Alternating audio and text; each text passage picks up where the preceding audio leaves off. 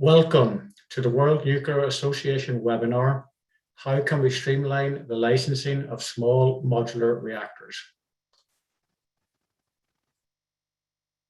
A question and answer session will follow the panel discussion. We encourage you to get involved. Please submit questions via the Q&A function, including which speaker you would like to address the question to, and we will seek to address the questions either in written form throughout the webinar, or the moderator will bring them up during the live discussion. Also, you have the option within the Q&A function to use the thumbs up button on the questions raised, which will help highlight the questions to the moderator. And now I'd like to introduce the moderator for today's event, Vice Chair of the World Nuclear Association's Cooperation in Reactor Design and Licensing Working Group, Frank Lignini. Frank is Coating Standards Senior Manager at Framatome. He's held several positions over his 33 years in industry, including a 3-year period at the IAEA and representing IMPRO at the Risk and Safety Working Group of the Generation 4 International Forum. And with that, Frank, the floor is yours.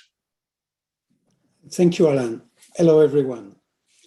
Small modular reactors provide great potential to decarbonize electrical grids and other applications, such as district heating, process heat for industry, hydrogen and synthetic fuel production, and to supply electricity to remote or off-grid areas.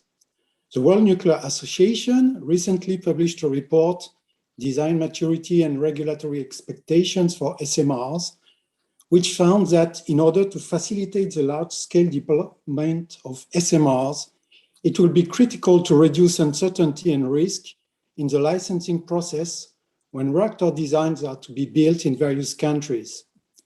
This will require streamlining of licensing approach with an unprecedented level of collaboration between reactor vendors, project developers, national regulators, and governments.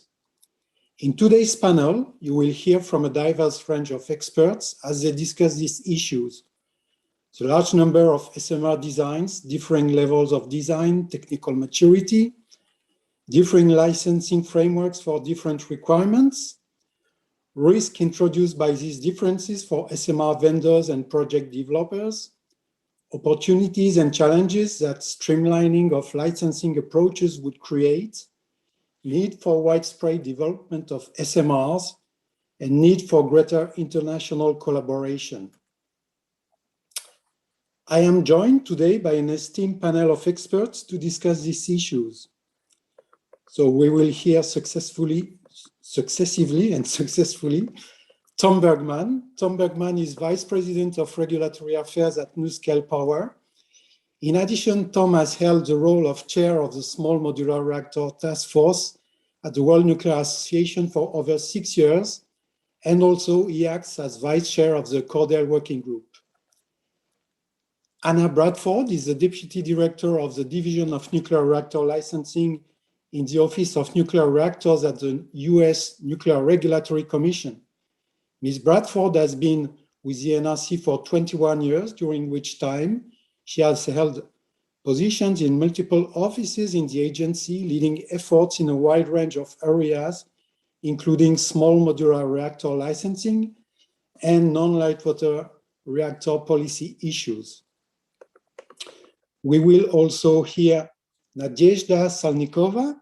She is Head of Business Development Department of Africantov OKBM GSC, and she is an acting expert of the IAEA IMPRO Working Group for case study on deployment of factory-fueled transportable SMRs. Rafael Caspro is Chief Executive Officer of Syntos Green Energy SA.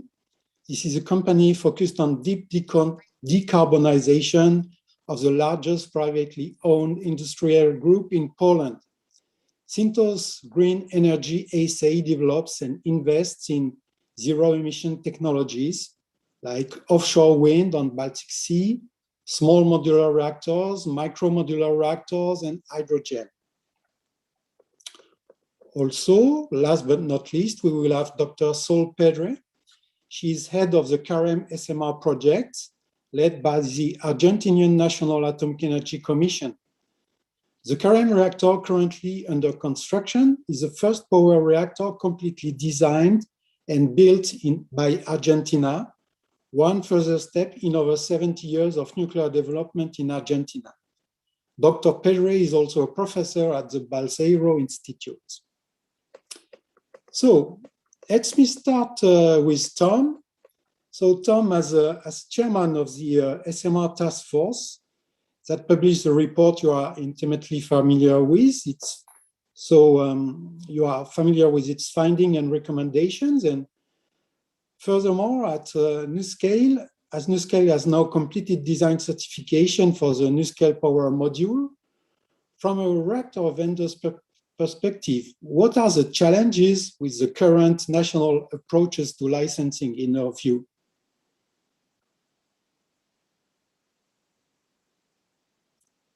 Tom, floor is yours. The first challenge is simply getting approved by a regulator. We applied to the United States Nuclear Regulatory Commission, which has a reputation, of being thorough and tough, and we knew that going in. We were surprised, including myself, who worked at the NRC a long time, at the depth and breadth of the review. But we got through it, and we got the standard design approval. The challenge of the current approach is that first approval, even by the NRC, isn't enough for subsequent regulators. Now, that isn't to say that regulators don't collaborate. They do. And the NRC has bilaterals with many countries. They work together on NuScale and other designs, and so that helps. Further, once you've been approved by one, you do have a head start with subsequent regulators, because at the end of the day, regulators have very similar safety concerns. They approach the problem differently, they ask it differently, but the same safety issues exist regardless of where you deploy. So you have information that for the bulk of the application needs to be translated to very similar requirements. But there are differences, and those differences require a lot of effort to address and can change the design. And that, to me, is the big question. Do these design changes result in necessary safety improvements, or is it just creating another design that is about the same safety as that approved by the original? I mean, to put it another way, does anyone believe a design approved by the NRC, or you can insert another major regulator, is not safe enough when viewed holistically?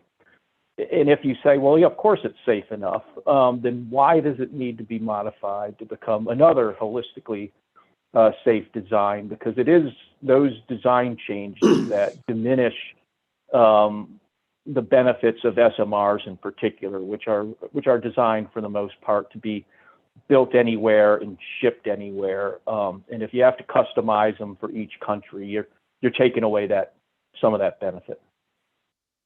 Thank you. So I understand the challenges created by this approach. And according to you, what are the risks that this approach creates?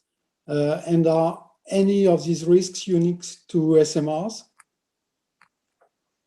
So I alluded to it there. So the current approach creates risks to design stability, the supply chain, and costs. Design stability is affected by two factors: the codes and standards expected by the regulator and country-specific requirements that force design changes. Both of these, either one of these, you use a different code, that's a different design. And these different designs create a more complex supply chain. Both of those things drive up the cost of nuclear with, again, little, if any, and potentially negative safety benefits. And again, costs are further impacted because the plants become more custom. The risks aren't unique to SMRs. This is true for really any design, but they are more severe for SMRs, both because of the lower power output. So spreading that design diversity over a smaller amount of output has a bigger impact. But it also takes away some of the benefits that were expected. At least some SMRs are designed to be nearly complete nuclear steam supply systems, or even complete plants prior to shipment on site. and for those to be largely manufactured and assembled in a factory instead of in the field.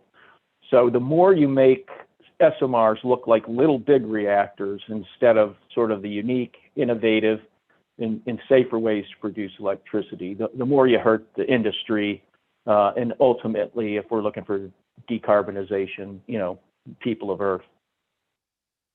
Okay, thank you very much for your views, Tom. Now I would like to address Nadezhda Salnikova. So Nadezhda, Rosatom has a successfully licensed, built, and is currently operating a couple of SMRs on the academic Lomonosov, and you are currently developing updated land-based versions of these reactors. Can you elaborate whether there is additional complexity for floating SMRs versus land-based ones? Thank you for this question. I really like the way it is formulated, because when we say additional complexity, we mean that we assume that there is a specific list of requirements and procedures that are basic complexity. And this list is the same for land-based and floating SMRs. However, today, there is no specific requirements for SMRs, both land-based and floating, on the international level. So the situation for this project is nearly the same, and the licensing process will be developed and adopted when licensing or pre-licensing those projects. On the national level in Russia, the situation is slightly different because we have a package of regulations adopted for floating SMRs like academic Lomonosov. And this package is this framework is based on the experience of design, licensing, and operation of icebreakers fleet. What differs from the land-based SMRs is the fact that the floating SMR as a ship is subject both to nuclear regulation and maritime nuclear regulation. And this ship-related background of floating SMRs provides a possibility for new and innovative approaches in licensing. For example, when designing nuclear power plant in Russia, a land-based one, we are expected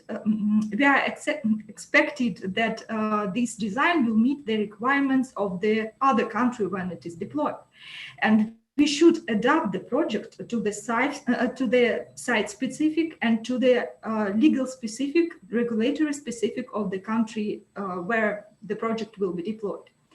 And for floating SMRs, when we construct a floating SMR in Russia, it is done according to the requirements to design and construction in Russia.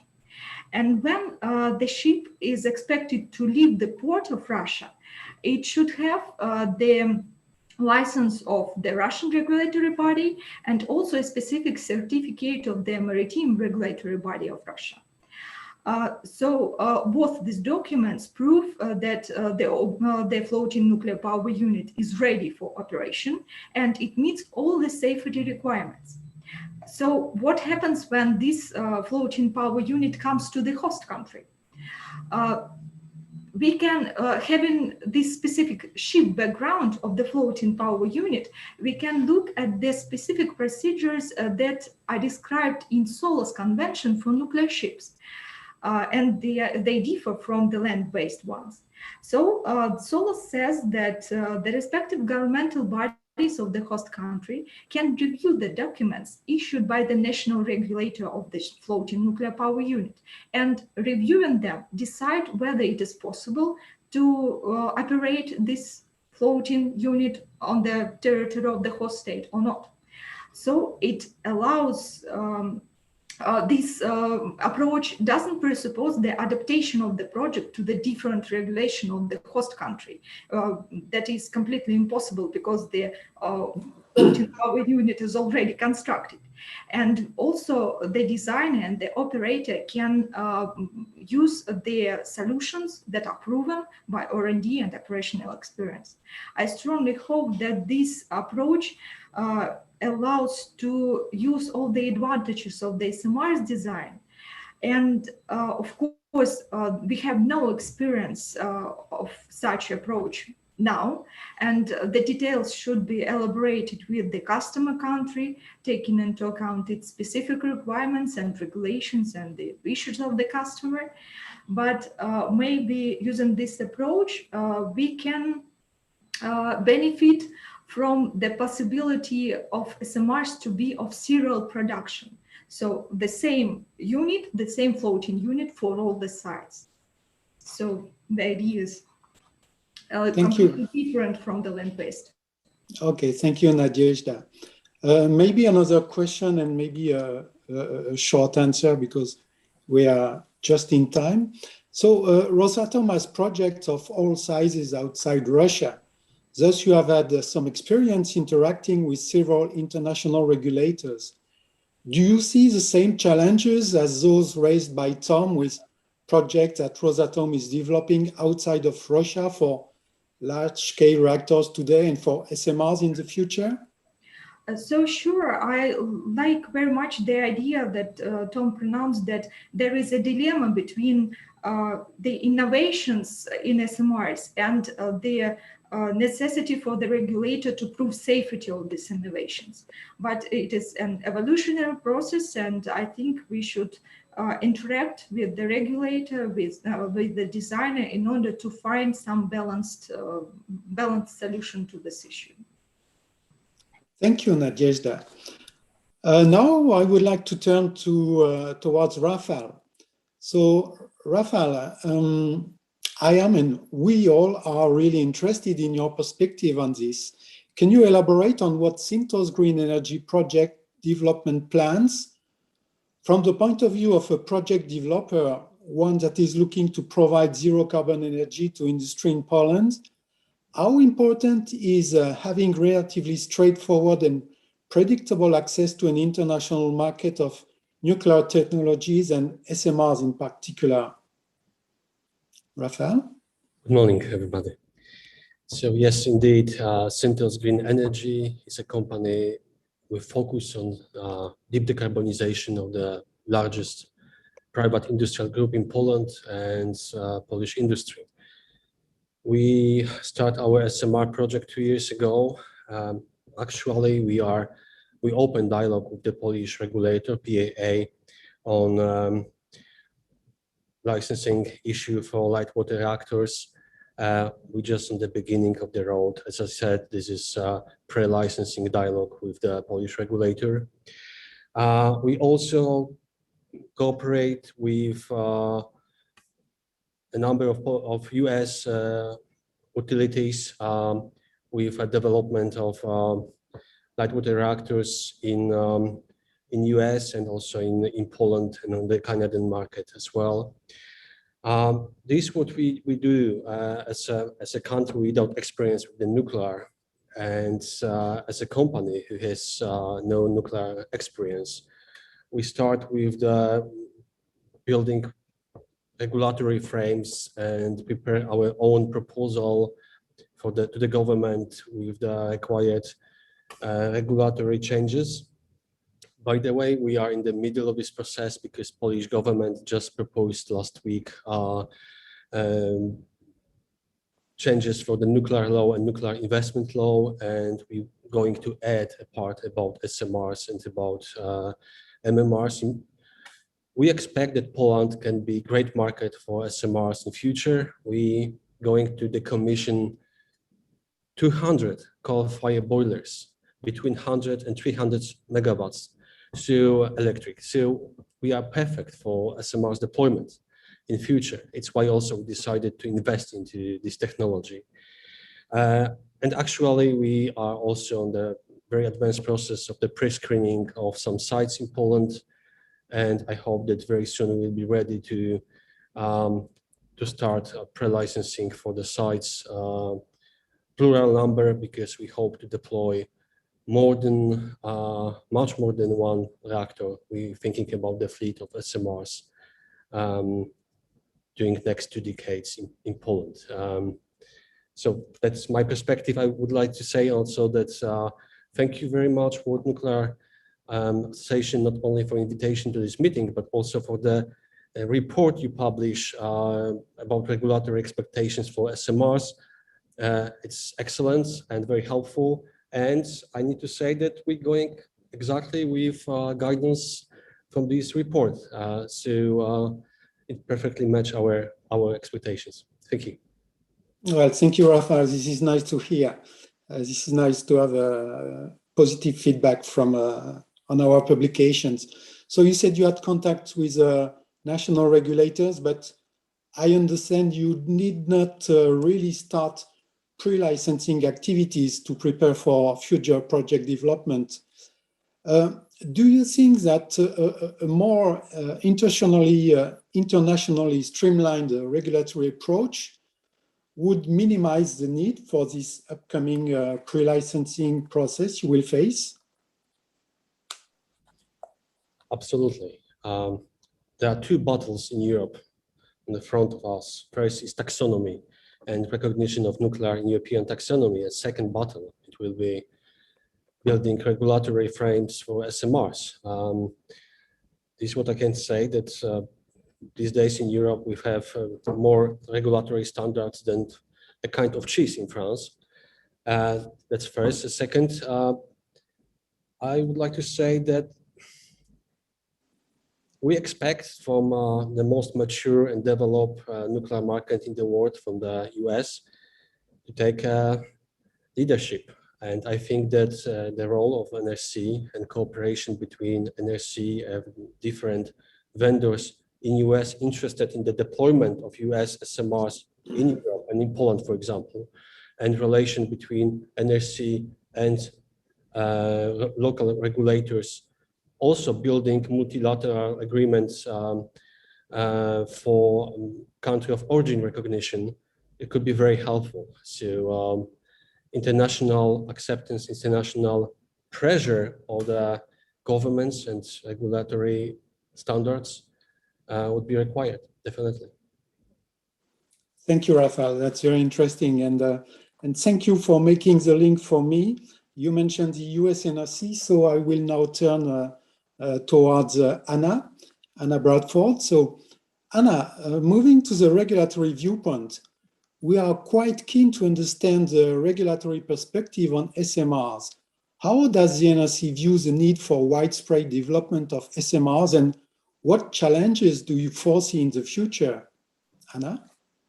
Thank you very much, and thank you for the invitation to this conference. That's a good question. I'm answering it from a little bit of a different perspective than the others on the panel. As an independent regulator, we don't decide, which technologies should be deployed, whether it's a small reactor or a large reactor. We just want them to be safe regardless.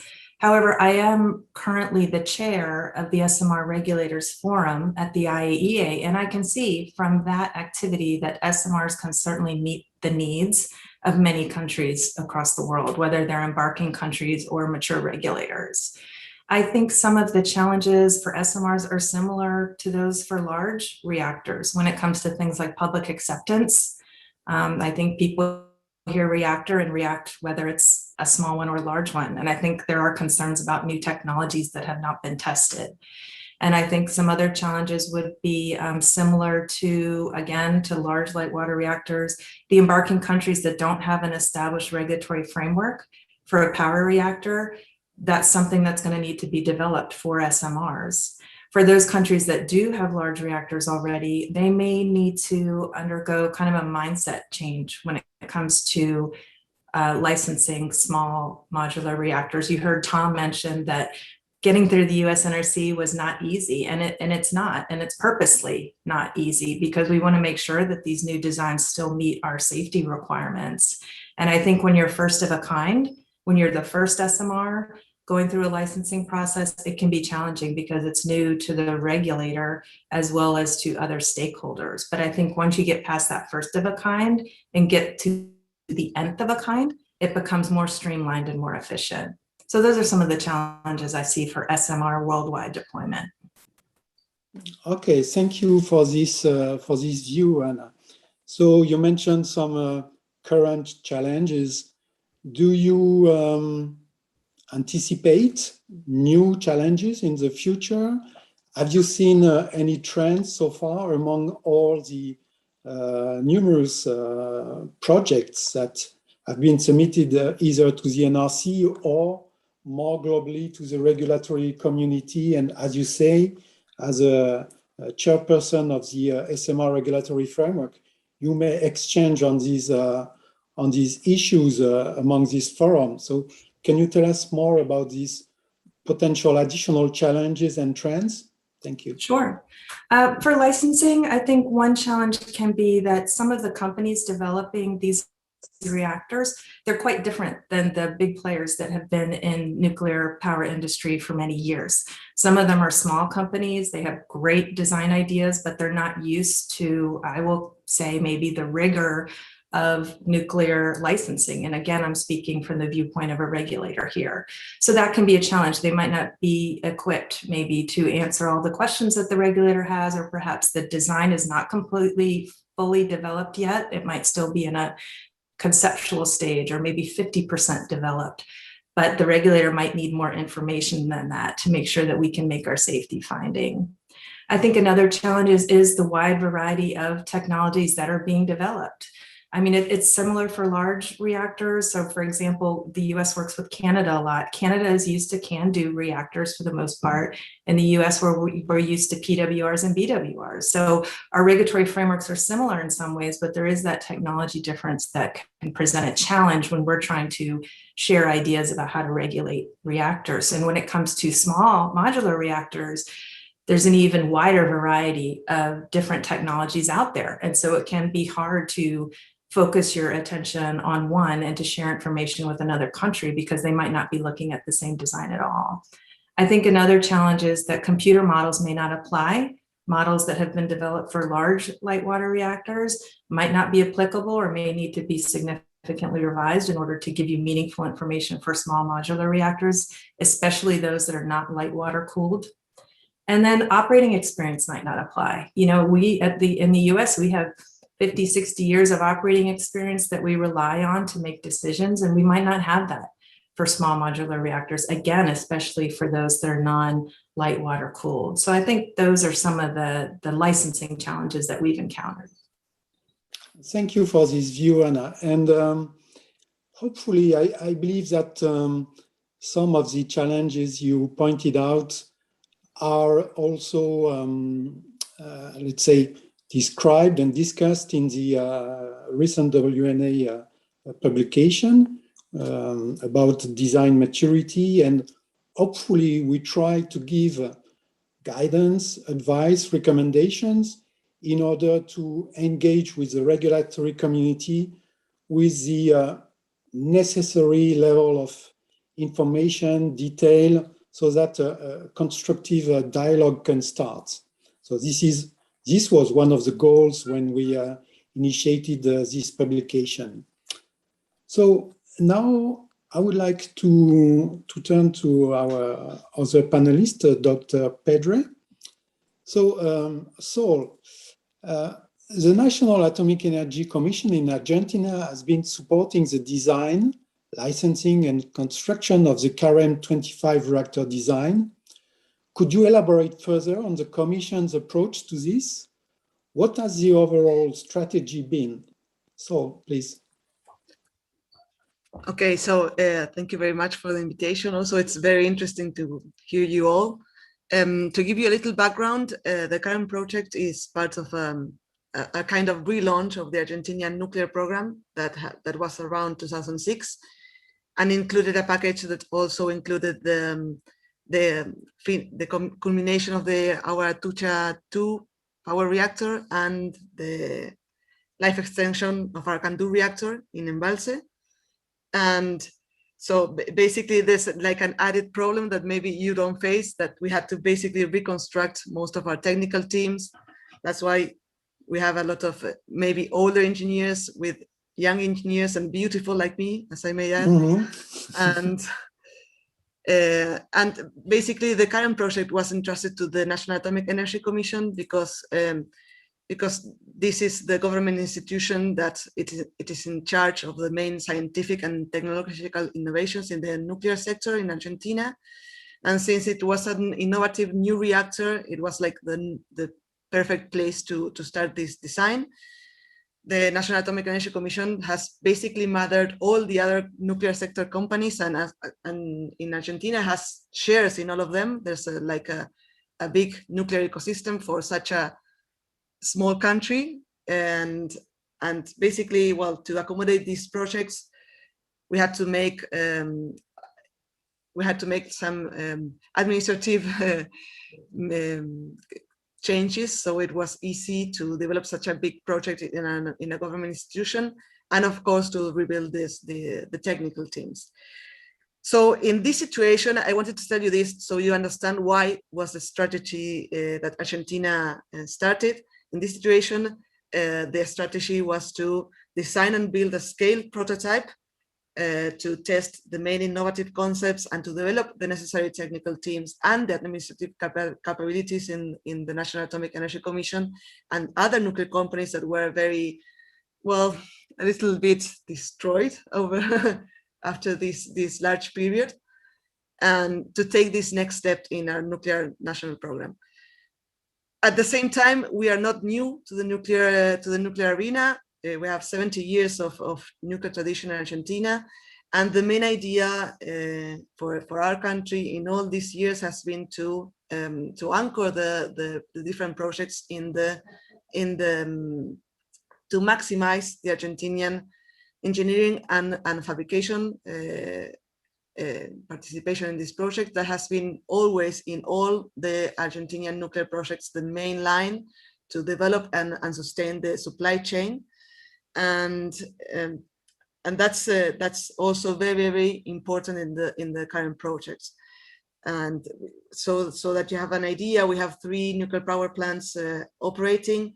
In all these nuclear power plants, even though they were bought and built here, there was always an interest in maximizing the participation of Argentinian industry. And we also have the control of the complete natural uranium fuel cycle and the export of radioisotope producing reactors. So we are not new, but we are not a big country like Russia or the US, you know. Or France, huh? Or France, I'm sorry, or France, of course. No, kidding. So I understand that this is a very important project for Argentina. Could you tell us whether there have been any interactions and or collaborative efforts with other governments that may be interested in the current design? And to which extent those interactions inform any decisions which can be made by Argentina towards international streamlining?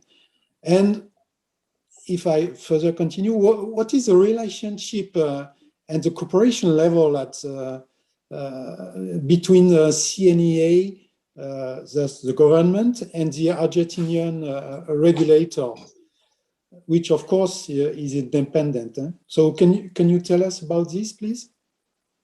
Okay, so today our main goal is the effort to conclude the prototype, and in a not so distant future, probably this year or during the next year, we need to start a series of discussion among the main Argentinian nuclear companies to see how we scale the prototype to an industrial or commercial version, both for our own energetic needs. We are a very large country, so this type of reactors can really be used to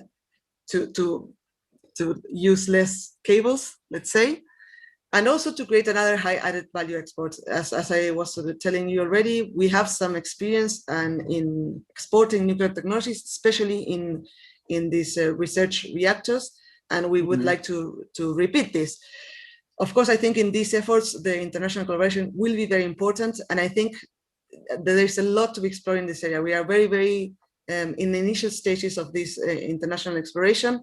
And I think for Argentina, these relations are not only with big countries like the US or France, I'm sorry, but also with smaller countries that are starting in their nuclear programs. We have had very, very good experience in the previous years in these terms, because we are being a small country ourselves. We are also open to teach and to learn and to accommodate smaller countries' needs. Of course, I have to make a point here. This may be quite obvious, but when you're talking about international collaboration, you have to always take into account the Argentinian diplomatic and international needs and interests as a whole, especially when we're talking about nuclear power. It's not only a technical discussion, not even a commercial discussion. It takes on a lot of another dimension. So this is also we have to take this into account when we talk to other international parties. Regarding the cooperation between the National Atomic Energy and the regulatory agent, we have a lot of cooperation right now because this is the first time Argentina is designing and building a power reactor from scratch. There is some previous experience with the Atucha 2 reactor because since that was a Siemens-based reactor, and when we started finishing, Siemens had left the nuclear industry, so actually we had to finish the design ourselves. So there is some experience in sort of taking a reactor and finishing it ourselves. But what is definitely different in the CARM is that it's a prototype reactor and a small modular reactor.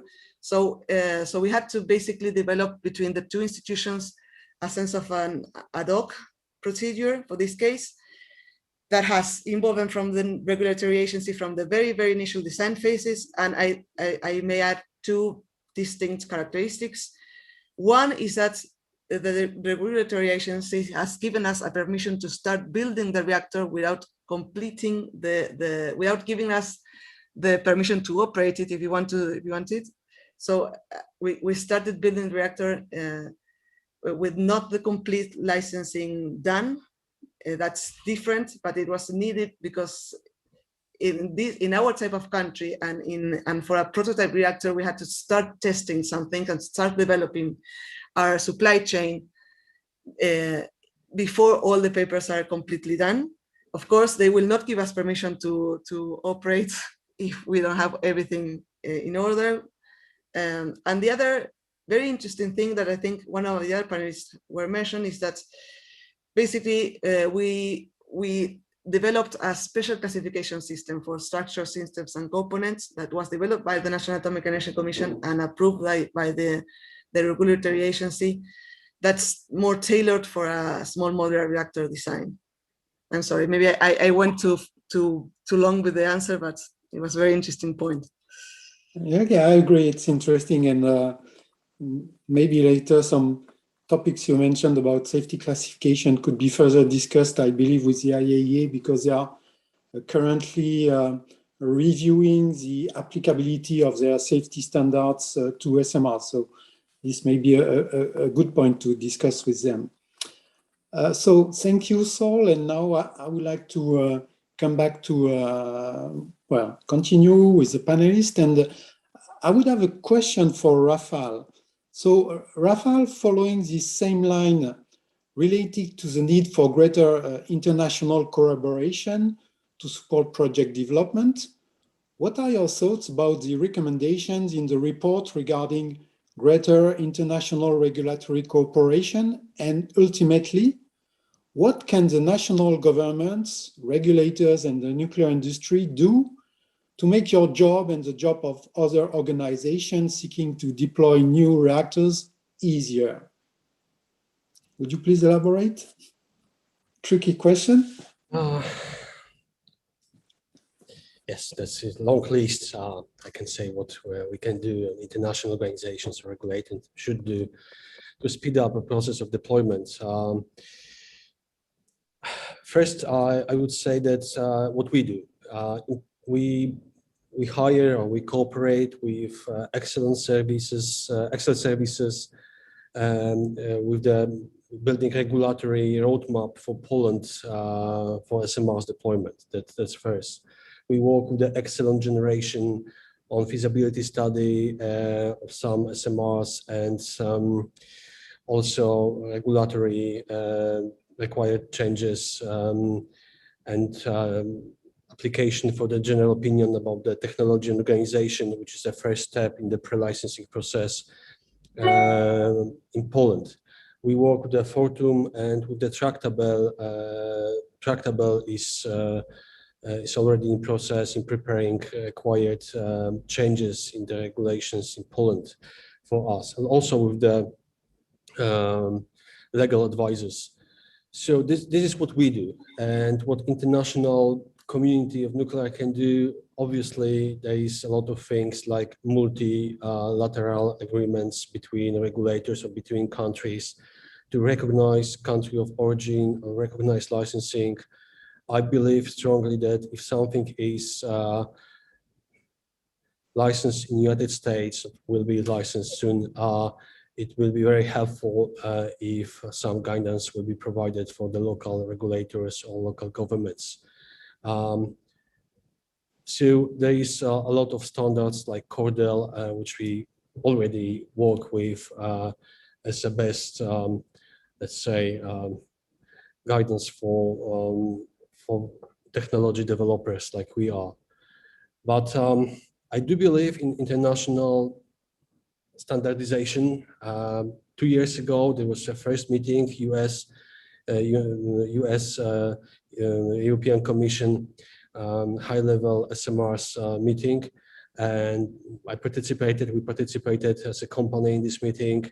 So it was a good first step. I hope we'll have more, especially that I believe we have no choice than burning natural gas or building SMRs.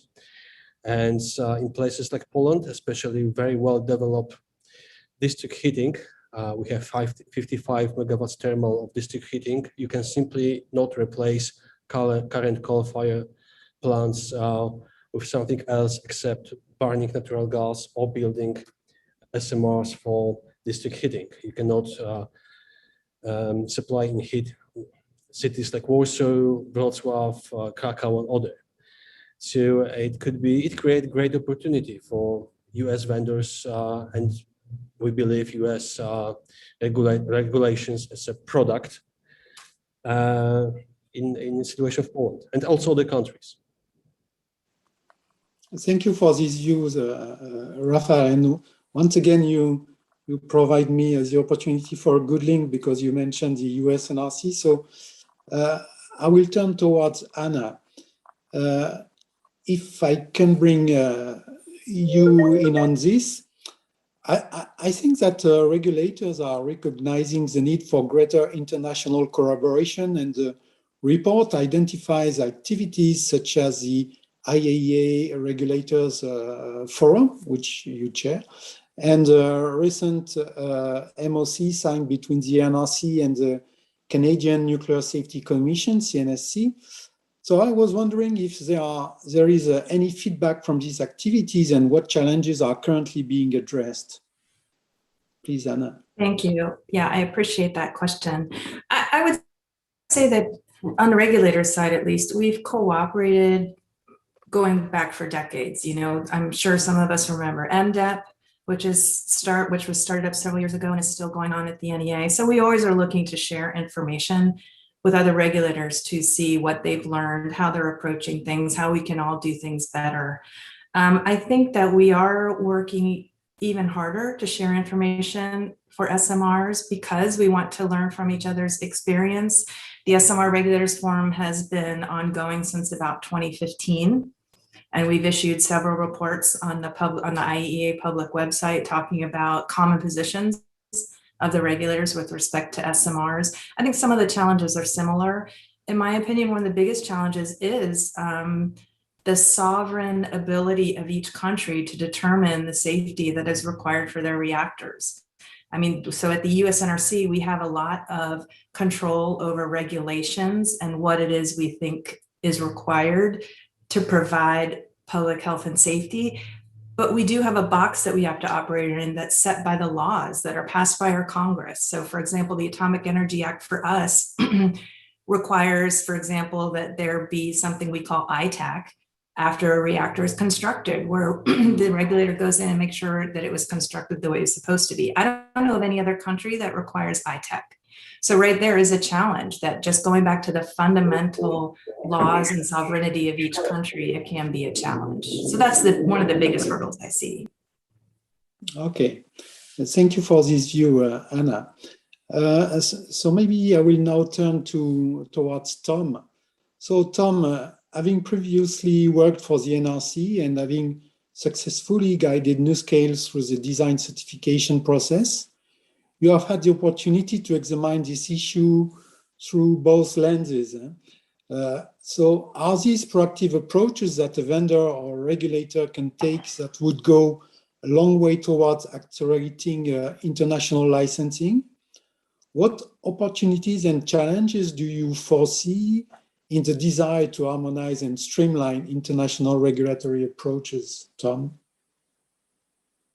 Yeah, it's been a very interesting experience being on both sides. When I was at the NRC and in the Office of New Reactors, I participated in the MDEP, Multinational Design Evaluation Program, and had the view that industry needed to get its house in order, specifically harmonize the codes and standards.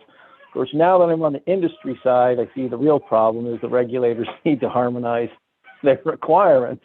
So it's a little joke. There's work that can be done both, but I think when we talk about if harmonization means like a common set of requirements that everyone agrees to, sort of the aviation model, I'm skeptical that can occur in a time frame that's needed. Perhaps decarbonization will become a sufficient driver where countries decide we got to get this done so we can more fully deploy nuclear power.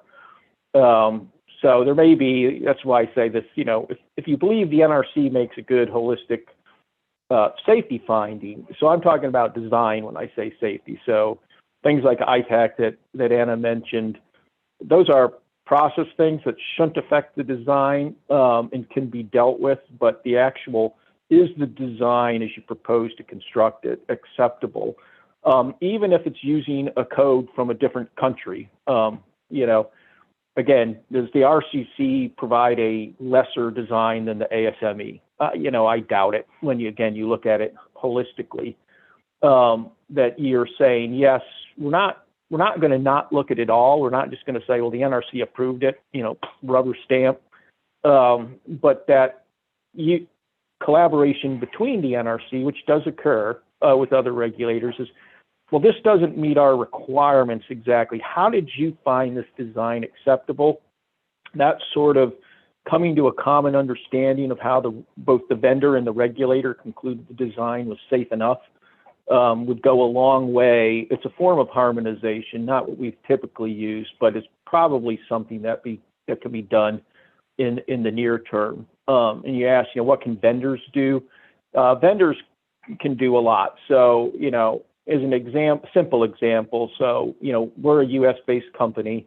We applied to the NRC. The US is a nuclear weapons state, so IAEA safeguards aren't done the same in a nuclear weapons state, but we know we intend to deploy to non-weapons states. So even though the features associated with IAEA safeguards aren't included in the certified design, the ability to add those features is already built into the design. So we anticipated the need to do that elsewhere. And that's like a common thing that any vendor is going to have to do. You're going to have to be prepared for IAEA safeguards unless you're only going to market to nuclear weapons states.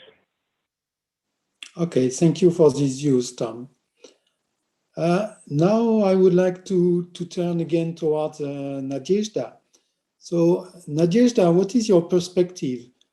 Are there some good examples of successful approaches taken by Rosatom to optimize the process of licensing a given reactor design in a new country? Could you tell us about Rosatom experience, please, Nadezhda? Yes, sure. When we are preparing for licensing process, we look at three major groups of standards and requirements.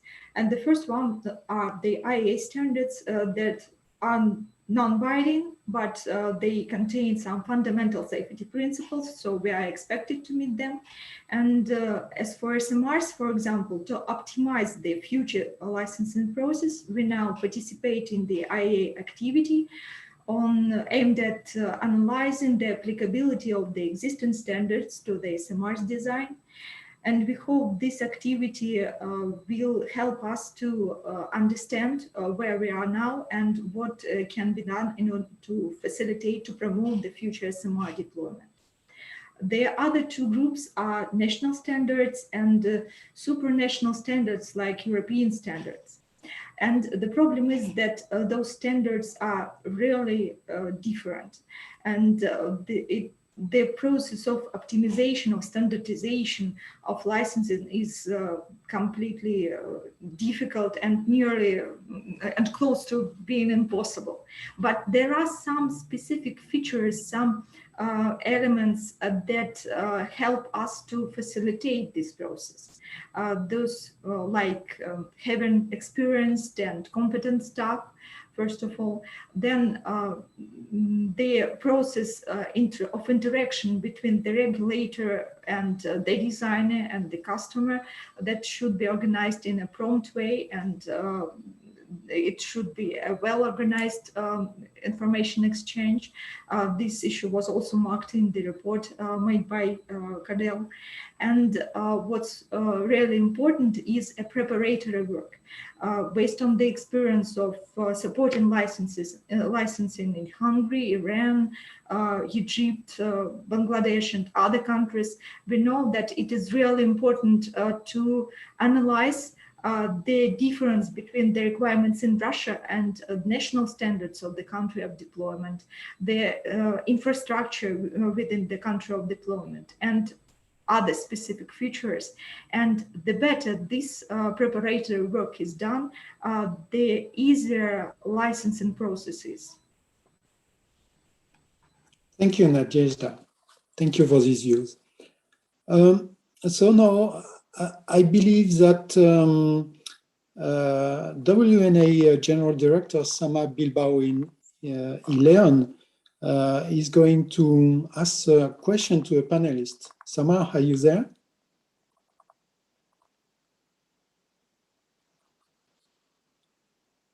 Hello, hello.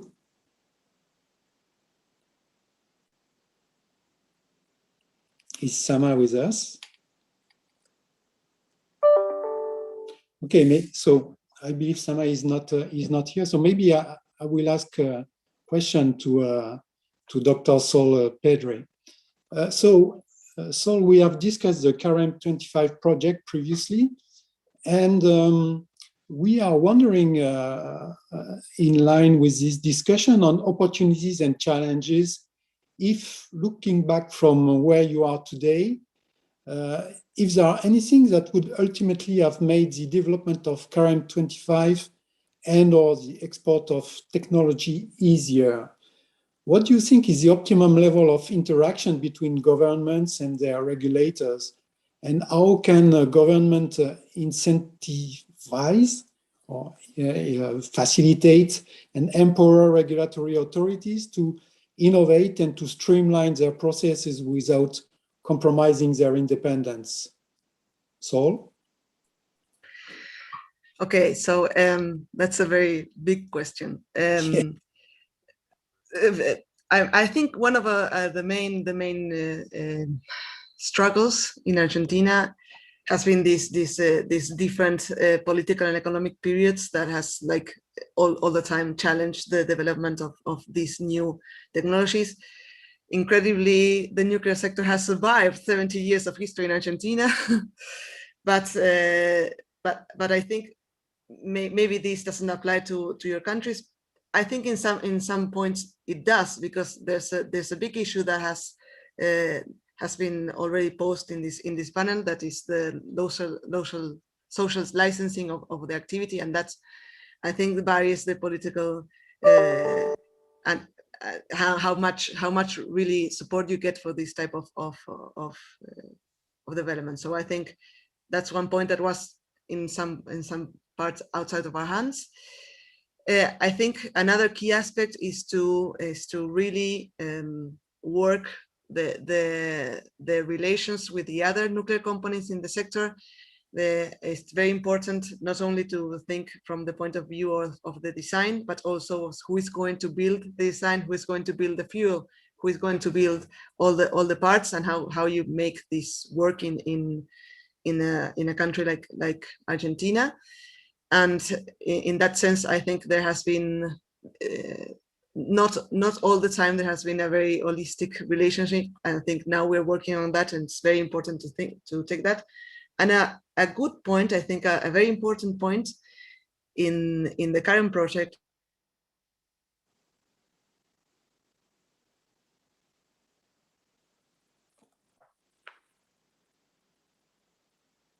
Oh, I think we lost Saul. At least in the current project, we are playing like new 3D tools to design all in the same place, and a systems view, and all these like new methodologies. I think it's very important to work on them, especially if you want a project of this size to work and to comply with all the safety necessary, but also to make it cost effective. And I think regarding the question about the regulatory agency, I think the kind of interaction we are having, it's very good. For this kind of designs, what I was telling earlier, to really work on what type of classification you need for this type of new designs is very, very important. I think you cannot just go your own way and then take the papers. It will not work. Okay, thank you, Saul. Thank you for these views. So we are reaching almost the end of this seminar. So I understand that one key word we have heard a lot is interaction. And so the premise of this webinar is that cross-pollination among different stakeholders helps develop ideas that can be used to alter the current licensing and regulatory paradigm and streamline international regulatory framework.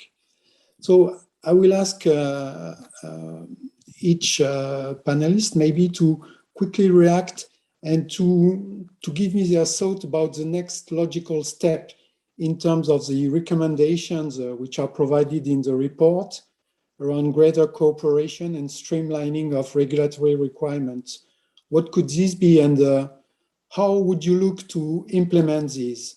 So maybe I could start with, let's say, Anna, would you like to give us your view? Sure, thank you.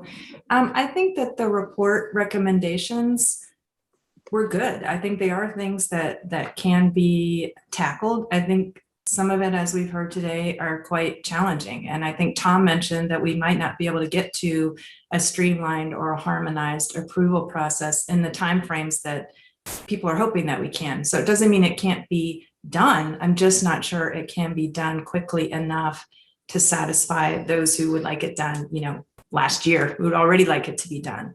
So I think we as regulators, speaking from the regulator's viewpoint, need to continue talking to each other, sharing information, trying to work towards that goal, understanding that it does benefit both the regulator and the designer, I believe, in sharing information and trying to be consistent and learn from each other. So in my mind, if we continue down the path we're going, I think at some point we will get there. It's just going to take a little time. And resources, I imagine. And resources, definitely. So a message to the government. And so the experience of a level of various regulatory authorities around the world is quite different. So how do you think can regulator, vendors, and others support each other to help accelerate the knowledge transfer towards new regulators? So again, maybe Anna, but maybe also some vendors or any panelist could react to this question. Anyone would like to take the question? Or we stay with Anna? Okay, I'll Anna. let Anna. I'll defer to the regulator, Okay. But I have a view. So, Anna, did you want to No, Tom, go ahead, please. So I think, again, when you say, like, there's an urgent need and there's a longer term need, and there's a couple questions I see about, what our experience is with the NRC and the CNSC, who's also reviewing us, the Canadian regulator. And that's probably, I think, as good as about you can expect right now. They have a memorandum of cooperation. They've collaborated a long time. When I was at the NRC, we collaborated with CNSC on AP 1000, who was going under the VDR as well at that time. So there's a built-in relationship there. And the CNSC is taking that, trying to understand why the NRC approved things that are different than the Canadians. A specific example is even our fuel is typical PWR, Framatome fuel, 17 by 17. It's half height, but basically the same stuff, but it's not can-do fuel. And so that's one of the focus areas in that collaboration is the differences in fuel types. In the Canadian regulator, they're more aligned with IAEA on things like system classification, defense in depth, but we're translating mainly what we provided to the NRC for Canada is sort of de novo. We're not seeing new design changes to accommodate, at least not yet, to accommodate any specific regulatory requirements. It's explaining why it's the same. And when you talk about countries that are sort of new to nuclear, again, and Anna can elaborate, but the NRC has a pretty big outreach program for those regulators. And in our interactions with those countries, they want to understand why the NRC found it safe, right? So there's a role for both. We have to carry the bulk of the water as the vendor. We still need to convince that regulator the design is safe, but the NRC plays a helpful role there. So this sort of country by country approach, design by design approach, it may not be the most efficient, but it's a step towards getting to that more efficient thing while everybody's learning about these new designs. Okay, thank you, Tom. So maybe I will continue with another question. So some people think that international licensing of technologies with high readiness levels, such as water-cooled-based technologies, will be easier due to the large experience based on accumulated in the industry and regulators. Others think that newer technologies, such as SMRs, for example, may be easier to streamline if an effort is made to develop global standards and licensing process from the very beginning, since very little is already in place. So maybe I will address the question to Rafael, because he told us his company is a newcomer in the nuclear area, and maybe having a view from a newcomer to give advice to us who are, let's say, older and maybe with a restricted view. So, Rafael, would you give us your views about what advice could be given to national governments, regulators, and nuclear industry in terms of how to get SMR faster to market and reduce risk and uncertainty in a project development? All my life, I try to stay optimist. So I will not say that global standard is impossible or that we will never get it. I think we can. We should try to have a global standard for licensing, to push such agreements, to propose such agreement. Who should be a leader of such philosophy of the global SMR deployment? I will not say, because I don't want to mention third time NRC, but that's somehow obvious for me. It's just the best recognized regulator over the world. Yes, but I would like to say that success will come also with the market success. And I strongly believe that NuScale opened a door through the regulatory process for SMRs in the United States. And very soon we'll have a similar situation in Canada. And the UK market probably with Tom Sampson SMR UK project. So with the commercial success, the changes will come. And this is something we strongly believe, that there will be more and more countries ready to develop and use cordial guidance to start multilateral agreements. And probably it will lead to, in future, to more global standard for licensing and regulation of SMRs and faster deployment. Can it happen in the early 30s? Yes, with success of SMRs deployment in US and Canada, it can speed up things. And I believe that next decade will be very interesting in the global energy market, with the chance for the countries to retrofit coal-fired plants with SMRs and with the global standard for deployment. It will definitely help to achieve climate goals, to help to develop economy and build world supply chain, because this is very important, but the supply chain can be crucial. And not everything can be shipped or produced in the factory, then shipped somewhere. And the global supply chain is another reason why it's worth to create the global standard. So I try to be optimistic. I hope it was a little bit. Thank you, Rafael. Thank you for this view. And I understand that this would be a kind of virtuous circle, hopefully. So maybe I will have a question for Nadezhda. What do you think is the most important thing that could be done to help accelerate this process towards harmonization on your perspective? And what do you think cooperation is needed with other stakeholders to drive this at the international level? So Nadezhda, would you give us your views, please? Yes, thank you. In my opinion, the international licensing is a far future perspective. And now, especially for SMRs, we experience the lack of real experience of licensing and operation. Moreover, the development of global licensing structure has some difficulties because it would be a rather long and difficult process to make some standards, some requirements that would be commonly accepted.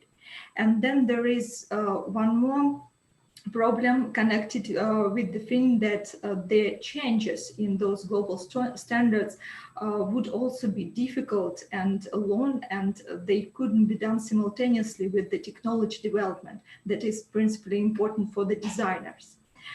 So I think now we should focus on gaining national experience of licensing and operation, and accumulating questions, cases, and so on, and using international platforms to exchange the views, to exchange the experience, and talk about specific problems.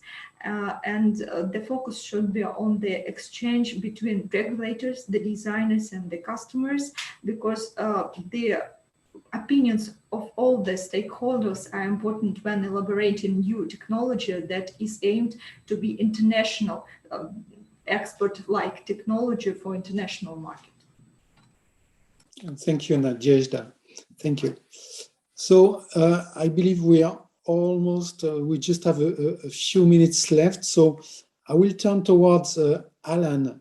Do you think we have time for one or two questions from the audience before I ask the last comments from the panelists? Alan?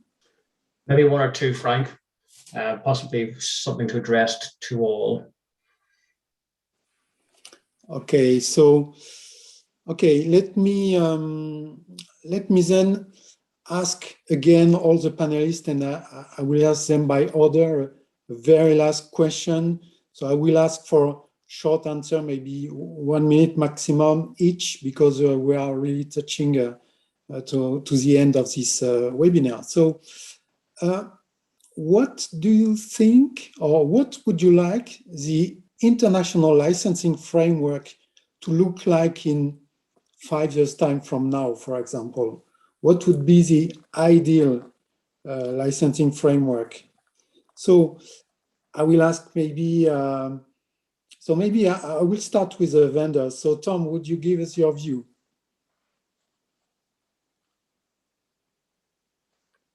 Well, 5 years in nuclear is like tomorrow. Okay, so maybe the day after tomorrow.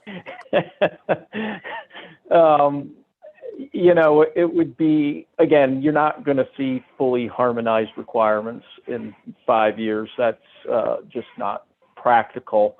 But a recognition that there needs to be, in some specific examples, where regulators have taken this approach, they're not giving up their sovereignty, but they are largely accepting the findings in terms of the design itself, with a basis for why they've deviated from a country-specific requirement. So a hypothetical example is, say they have a strictly deterministic, regardless of safety of the design, you have to have a second safety-related boron injection system.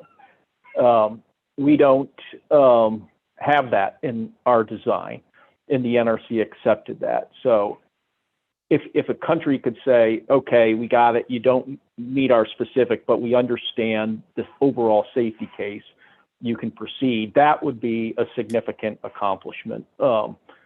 And of course, it's very specific to us. You know, that's a step towards this acceptance of a design that's overall safe, even if it doesn't meet every single requirement at a regulator. I mean, even at the NRC, we didn't meet every single requirement. We had a large number of exemptions to requirements, right, that we had to justify. So in a way, if you look at our design as an international design, the NRC accommodated it through an exemption process by which they were able to convince themselves that even though the design didn't meet their regulations as written, it was still safe. So, you know, that's the type of thinking I think we need to see out of regulators. Okay, thank you, Tom. So maybe quickly, I will ask the other panelists. So Saul, would you share with us your view of the ideal licensing framework? Very quickly, please. Okay, so I agree. 5 years in nuclear is tomorrow, and I think from our point of view, the main goal in the next 5 years, we are not so thinking about internationalizing, but to put our prototype to work, and I think that will actually simplify the international licensing for us, because that's basically the idea, to have a prototype working so that we can show that it's safe, apart from all the papers, and probably also help the others in a small way, because it would be an important step to have a small reactor working. So basically, that's the point we are now. I don't have such a global view of what would be great. I think that our challenge now is that to make the prototype work, to get the commercial version of the reactor designed, and to start these negotiations with other countries to see how we can export this technology. Okay, thank you. So very quickly, we just have 2 minutes left. So I would ask Nadezhda, and then Rafal, and then Anna to give us their view before I close this webinar. So please, very quickly, Nadezhda, then Rafal, and then Anna. Thank you. I think what can be really done in the future 5 years is elaborating the concept of the global licensing. And we can just touch some principal questions like what would be the relations between the global licensing body and national regulators. How can we prove the independence of the global licensing and so on? And as we have our Russian SMRs projects that are expected to be deployed in Russia in the nearly years, we also focused on the harmonization of our national licensing, national regulation, and maybe some best practices can be also used for future global regulatory licensing processes. Thank you, Nadezhda. Rafael, a quick word? Quick. I'm surprised. I think that we all should stay definitely more positive and optimistic. And 5 years ago, nobody believed in the race of the SMRs developer and SMRs vendor would happen. And now we have almost a race globally with different technologies to license and deploy SMRs. With the 5 years ago, nobody thought that reduction of 55% of CO2 emission European Union can happen. Now it's a fact. So why we can't change regulatory process globally on in Europe or on main world markets during the next 5 years? I would stay much more optimistic. I think that we can achieve much more than we think, and we are a little bit poisoned by the old nuclear thinking, which everything takes decades or I can say century. Over pessimistic, but let's stay optimistic because I think that the world and global changes can surprise us positively. Thank you, Rafael, and thank you for your optimism. So, final word for Anna. Can you go on with optimism and give us your view? Well, if you're asking me what I think the global regulatory framework should look like in 5 years, of course, I think it should look like the NRC's regulatory framework because I think ours is very good and provides for public health and safety while still allowing for flexibility and innovation. So in my mind, if we continue the bilateral and the multilateral work that we're doing with other countries, I think we can come to a place that is satisfactory for all the stakeholders. So thank you for the question. Thank you very much, Anna. And so we're out of time. It's already 16 or 17 past 1. So that was very interesting. And thank you very much to all the panelists for their feedback, for their views. Thank you also to WNA for preparing this webinar. We have been more than 220 people online or even more. So thank you very much. The WNA will do their best to answer all the questions which were raised during the seminar. Unfortunately, I did not have, let's say, time or the ability to check the questions which were raised. So sorry if I did not bring them online. But once again, thank you to all. And with this, I will give the end back to Alan to close this seminar. Thank you.